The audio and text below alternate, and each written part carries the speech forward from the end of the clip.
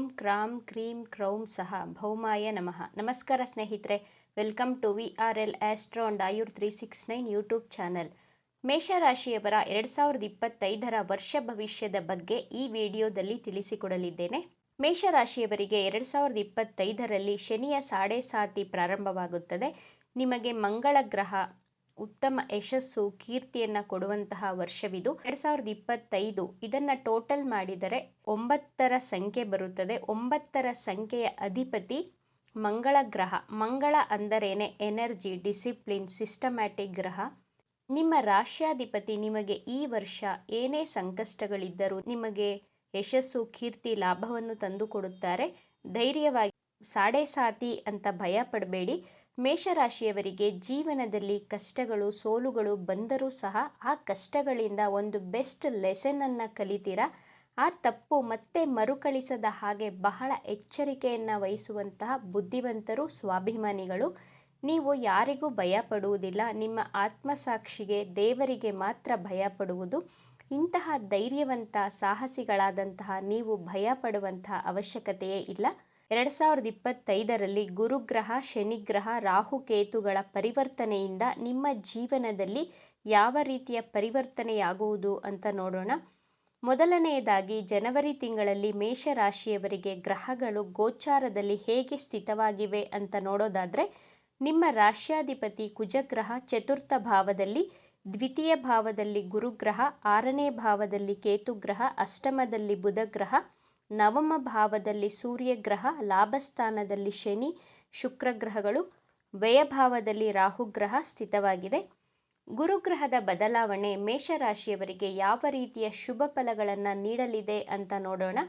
ಗುರುಗ್ರಹ ಒಂದು ವರ್ಷಕ್ಕೆ ಒಂದು ಸಾರಿ ಒಂದು ರಾಶಿಯಿಂದ ಮುಂದಿನ ರಾಶಿ ಬದಲಾಗುತ್ತದೆ. ಮೇ 15ರವರೆಗೂ ಗುರುಗ್ರಹ ದ್ವಿತೀಯ ಭಾವವಾದಂತಹ ವೃಷಭ ರಾಶಿಯಲ್ಲಿಯೇ ಸ್ಥಿತವಾಗಿದ್ದು, ಮೇ ತಿಂಗಳಲ್ಲಿ ಮಿಥುನ ರಾಶಿಗೆ ಪ್ರವೇಶಿಸಲಿದೆ. ಗುರುಗ್ರಹ ನಿಮ್ಮ ನವಮಾಧಿಪತಿ, ವ್ಯಯಾಧಿಪತಿಯಾಗಿ ದ್ವಿತೀಯ ಭಾವದಲ್ಲಿ ಸ್ಥಿತವಾಗಿದೆ. ಗುರುಗ್ರಹ ಮೇ ತಿಂಗಳವರೆಗೂ ನಿಮ್ಮ ಕಮ್ಯುನಿಕೇಷನ್ ಸ್ಕಿಲ್ಸ್ಗಳನ್ನು ಇಂಪ್ರೂವ್ ಮಾಡುತ್ತಾರೆ. ನಿಮಗೆ ಹಣಕಾಸಿನಲ್ಲಿ ವೃದ್ಧಿಯನ್ನು ಕೊಡುತ್ತಾರೆ. ನಿಮ್ಮ ಬ್ಯಾಂಕ್ ಬ್ಯಾಲೆನ್ಸಲ್ಲಿ ಇನ್ಕ್ರೀಸನ್ನು ಕಾಣಬಹುದು. ನೀವು ಗುರುಗ್ರಹ ನಿಮ್ಮಲ್ಲಿ ಒಳ್ಳೆ ಮೆಚುರಿಟಿಯನ್ನು ಕೊಡುತ್ತಾರೆ, ಒಳ್ಳೆ ಜ್ಞಾನವನ್ನು ಕೊಡುತ್ತಾರೆ. ಮೇ 15ರ ನಂತರ ಗುರುಗ್ರಹ ನಿಮ್ಮ ತೃತೀಯ ಭಾವಕ್ಕೆ ಪ್ರವೇಶಿಸಿದಾಗ ಗುರುವಿನ ದೃಷ್ಟಿ ನಿಮ್ಮ ಸಪ್ತಮ ಭಾವ ಹಾಗೂ ನವಮ ಭಾವಕ್ಕೆ ಬೀಳುವುದರಿಂದ ಮೇಷರಾಶಿಯವರಿಗೆ ಮೇ ತಿಂಗಳ ನಂತರ ವಿವಾಹ ಯೋಗವಿದೆ.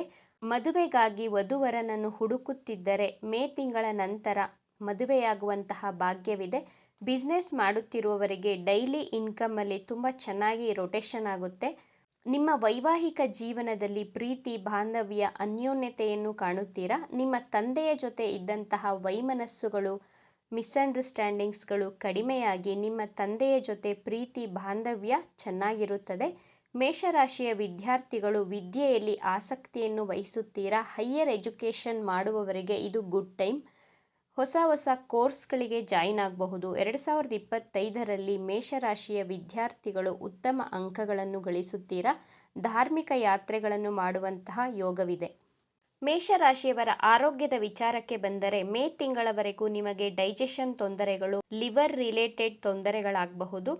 ಜೀರ್ಣಾಂಗಕ್ಕೆ ಸಂಬಂಧಿಸಿದಂತಹ ತೊಂದರೆಗಳು ಇದ್ದೇ ಇರುತ್ತವೆ. ಮೇ ತಿಂಗಳ ನಂತರ ನಿಮ್ಮ ಆರೋಗ್ಯದಲ್ಲಿ ಚೇತರಿಕೆಯನ್ನು ಕಾಣುತ್ತೀರಾ. ನಿಮ್ಮ ರೋಗ ನಿರೋಧಕ ಶಕ್ತಿ ಮೇ ತಿಂಗಳ ನಂತರ ಹೆಚ್ಚಾಗುತ್ತಾ ಹೋಗುತ್ತದೆ. ಮೇ 15ರವರೆಗೂ ಆರೋಗ್ಯಕರ ಆಹಾರಗಳನ್ನು ಸೇವಿಸಿ, ವಾಕಿಂಗ್ ಮಾಡಿ, ಎಕ್ಸಸೈಸ್ ಮಾಡಿ, ಧ್ಯಾನ ಮಾಡುವುದರಿಂದ ನಿಮ್ಮ ಆರೋಗ್ಯವನ್ನು ಸುಸ್ಥಿತಿಯಲ್ಲಿ ಇಟ್ಟುಕೊಳ್ಳಬಹುದು. ಎರಡನೆಯದಾಗಿ ಶನಿಗ್ರಹ 2025ರಲ್ಲಿ ಮೇಷರಾಶಿಯವರಿಗೆ ಯಾವ ರೀತಿಯ ಶುಭ ಹಾಗೂ ಅಶುಭ ಫಲಗಳನ್ನು ನೀಡಲಿದೆ ಎಂದು ನೋಡೋಣ. ಮಾರ್ಚ್ 29, 2025ರವರೆಗೂ ಶನಿಗ್ರಹ ನಿಮ್ಮ ಲಾಭಸ್ಥಾನದಲ್ಲಿ ಸ್ಥಿತವಾಗಿರುತ್ತದೆ. ಮಾರ್ಚ್ 29ರ ನಂತರ ಶನಿಗ್ರಹ ನಿಮ್ಮ ಲಾಭಸ್ಥಾನವನ್ನು ಬಿಟ್ಟು ವ್ಯಯಭಾವಕ್ಕೆ ಪ್ರವೇಶಿಸಲಿದೆ. ಮಾರ್ಚ್ 29ರಿಂದ ನಿಮಗೆ ಶನಿಯ ಸಾಡೆ ಪ್ರಾರಂಭವಾಗುತ್ತದೆ. ಶನಿಗ್ರಹ ನಿಮ್ಮ ದಶಮಾಧಿಪತಿ ಹಾಗೂ ಲಾಭಸ್ಥಾನದ ಅಧಿಪತಿಯಾಗಿದ್ದಾರೆ. ಮಾರ್ಚ್ 30ರ ನಂತರ ನಿಮ್ಮ ವೃತ್ತಿಯಲ್ಲಿ ಪರಿವರ್ತನೆಯಾಗಲಿದೆ. ನೀವು ಸತತ ಪ್ರಯತ್ನವನ್ನು ಮಾಡಬೇಕಾಗುತ್ತದೆ, ಕಷ್ಟಪಟ್ಟು ದುಡಿಯಬೇಕಾಗುತ್ತದೆ. ಇಷ್ಟು ದಿನ ಕೆಲಸವಿಲ್ಲದೆ ಆರಾಮವಾಗಿ ಇದ್ದಂತಹ ವ್ಯಕ್ತಿಗಳು ಮಾರ್ಚ್ ತಿಂಗಳ ನಂತರ ಕಷ್ಟಪಟ್ಟು ದುಡಿಯುವಂತೆ ಶನಿಗ್ರಹ ಮಾಡಿಸುತ್ತದೆ. ನಿಮ್ಮಲ್ಲಿ ಒಂದು ಡಿಸ್ಸ್ಯಾಟಿಸ್ಫ್ಯಾಕ್ಷನನ್ನು ಕೊಡ್ತಾರೆ ಶನಿಗ್ರಹ. ಶನಿಗ್ರಹ ನಿಮಗೆ ಹೆಚ್ಚು ಓಡಾಟವನ್ನು, ಆತಂಕವನ್ನು ಸೃಷ್ಟಿ ಮಾಡ್ತಾರೆ. ನಿಮ್ಮ ಖರ್ಚುಗಳ ಮೇಲೆ ನಿಯಂತ್ರಣವಿರಲಿ. ಅನಾವಶ್ಯಕ ಖರ್ಚುಗಳನ್ನು ಮಾಡುತ್ತೀರಾ ಶನಿಯ ಸಾಡೆಸಾತಿಯ ಸಂದರ್ಭದಲ್ಲಿ.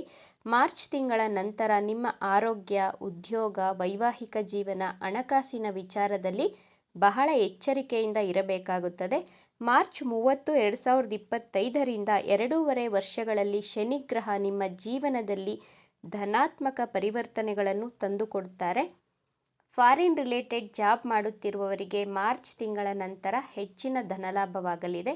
ಮೂರನೆಯದಾಗಿ ರಾಹು-ಕೇತು ಗ್ರಹಗಳ ಬದಲಾವಣೆಯಿಂದ ಮೇಷರಾಶಿಯವರ ಜೀವನದಲ್ಲಿ ಯಾವ ರೀತಿಯ ಪಾಸಿಟಿವ್ ರಿಸಲ್ಟ್ಗಳನ್ನು ಕೊಡುತ್ತಾರೆ ಅಂತ ನೋಡೋಣ. ರಾಹು ಗ್ರಹ ಮೇ 18ರವರೆಗೂ ನಿಮ್ಮ ವ್ಯಯಭಾವದಲ್ಲಿ ಸ್ಥಿತವಾಗಿರುತ್ತದೆ. ರಾಹು ಗ್ರಹದ ಜೊತೆ ಶನಿಗ್ರಹವು ಮಾರ್ಚ್ 30ಕ್ಕೆ ವ್ಯಯಭಾವದಲ್ಲಿ ಸಂಚಾರ ಮಾಡಿದಾಗ ಮೇಷರಾಶಿಯವರು ಯಾರ ಜೊತೆನೂ ಆರ್ಗ್ಯುಮೆಂಟ್ ಮಾಡಲು ಹೋಗಬೇಡಿ. ಮೇ 18ರವರೆಗೂ ನಿಮ್ಮ ಕಾರ್ಯಕ್ಷೇತ್ರದಲ್ಲಿ, ನಿಮ್ಮ ವೃತ್ತಿ ಕ್ಷೇತ್ರದಲ್ಲಿ, ನಿಮ್ಮ ಪರ್ಸನಲ್ ಲೈಫಲ್ಲಿ ಬಹಳ ಕೇರ್ಫುಲ್ಲಾಗಿ ಇರಬೇಕಾಗುತ್ತೆ. ಮೇ 18ರ ನಂತರ ರಾಹು ಗ್ರಹ ನಿಮ್ಮ ಲಾಭಸ್ಥಾನಕ್ಕೆ ಸಂಚಾರವನ್ನು ಮಾಡುತ್ತಾರೆ. ನಿಮಗೆ ಈ ಟೈಮ್ ಪೀರಿಯಡಲ್ಲಿ ನಿಮ್ಮ ಜಾಬಲ್ಲಿ ಪ್ರಮೋಷನ್ ಆಗುತ್ತದೆ. ರಾಹು ಗ್ರಹ ಮೇ ತಿಂಗಳ ನಂತರ ನಿಮಗೆ ಫೈನಾನ್ಷಿಯಲ್ ಗ್ರೋತನ್ನು, ಸಕ್ಸಸ್ಸನ್ನು ಕೊಟ್ಟೇ ಕೊಡುತ್ತಾರೆ. ಸ್ಟಾಕ್ ಮಾರ್ಕೆಟ್, ಶೇರ್ ಮಾರ್ಕೆಟ್ಗಳಿಂದ ಹೆಚ್ಚಿನ ಧನಲಾಭವನ್ನು ಗಳಿಸುತ್ತೀರಾ. ರಾಹು ಗ್ರಹ ಮೇ ತಿಂಗಳ ನಂತರ ನಿಮ್ಮಲ್ಲಿ ಹೊಸ ಐಡಿಯಾಗಳನ್ನು, ಟೆಕ್ನಿಕಲ್ ನಾಲೆಡ್ಜ್ಗಳನ್ನು ಕೊಡುತ್ತಾರೆ. ಹೊಸ ಮಷೀನ್ಗಳನ್ನು ಪರ್ಚೇಸ್ ಮಾಡುವಂತಹ ಯೋಗವಿದೆ. ಕೇತು ಗ್ರಹ ನಿಮ್ಮ 6ನೇ ಭಾವದಲ್ಲಿ ಸ್ಥಿತವಾಗಿದ್ದು ಮೇ 18ಕ್ಕೆ ನಿಮ್ಮ ಪಂಚಮ ಭಾವಕ್ಕೆ ಪ್ರವೇಶಿಸಲಿದೆ. ಈ ಟೈಮ್ ಪೀರಿಯಡಲ್ಲಿ ನಿಮ್ಮ ಪ್ರೀತಿ ಪ್ರೇಮದ ವಿಚಾರದಲ್ಲಿ ವೈಮನಸ್ಸುಗಳು, ಡಿಸ್ಸ್ಯಾಟಿಸ್ಫ್ಯಾಕ್ಷನ್, ಮಿಸ್ಅಂಡರ್ಸ್ಟ್ಯಾಂಡಿಂಗ್ ಉಂಟಾಗಬಹುದು. ಬಹಳ ಕೇರ್ಫುಲ್ಲಾಗಿ ಇರಬೇಕಾಗುತ್ತೆ. ಮೇಷರಾಶಿಯವರ ಜಾಬ್ ಹಾಗೂ ಬಿಸ್ನೆಸ್ಸಲ್ಲಿ ಹೆಚ್ಚು ಲಾಭ ಗಳಿಸಲು ಕುಜನ ಬೀಜ ಮಂತ್ರವನ್ನು ಪಠಿಸಬೇಕಾಗುತ್ತದೆ. ಮಂತ್ರ ಹೀಗಿದೆ: ಓಂ ಕ್ರಾಂ ಕ್ರೀಂ ಕ್ರೌಂ ಸಹ ಭೌಮಾಯ ನಮಃ. ಮತ್ತೊಮ್ಮೆ ಓಂ ಕ್ರಾಂ ಕ್ರೀಂ ಕ್ರೌಂ ಸಹ ಭೌಮಾಯ ನಮಃ. ಈ ಬೀಜ ಮಂತ್ರವನ್ನು ಪ್ರತಿದಿನ 21 ಬಾರಿ ಪಠಿಸುತ್ತಾ ಬನ್ನಿ. ಇದರ ಜೊತೆಗೆ ಪ್ರತಿ ಮಂಗಳವಾರ ಹಾಗೂ ಶನಿವಾರ ಹನುಮಾನ್ ಚಾಲೀಸವನ್ನು ಪಠಿಸಿ. ಎಲ್ಲವೂ ಶುಭವಾಗುತ್ತದೆ. ಈ ವಿಚಾರಗಳು ನಿಮಗೆ ಇಷ್ಟ ಆಗಿದೆ ಅಂತ ಭಾವಿಸ್ತಾ ಇದ್ದೇನೆ. ಇಷ್ಟ ಆಗಿದ್ದರೆ ನಮ್ಮ ಚಾನಲನ್ನು ತಪ್ಪದೇ ಸಬ್ಸ್ಕ್ರೈಬ್ ಮಾಡ್ಕೊಳ್ಳಿ. ಈ ವಿಡಿಯೋಗೆ ಒಂದು ಲೈಕ್ ಕೊಡೋದನ್ನು ಮರಿಬೇಡಿ. ಈ ವಿಡಿಯೋವನ್ನು ನಿಮ್ಮ ಫ್ರೆಂಡ್ಸ್ ಆ್ಯಂಡ್ ಫ್ಯಾಮಿಲಿ ಗ್ರೂಪಲ್ಲಿ ಹೆಚ್ಚು ಶೇರ್ ಮಾಡಿ. ನಿಮ್ಮ ಅಭಿಪ್ರಾಯಗಳನ್ನು ತಪ್ಪದೇ ಕಮೆಂಟ್ ಮಾಡಿ. Thank you friends.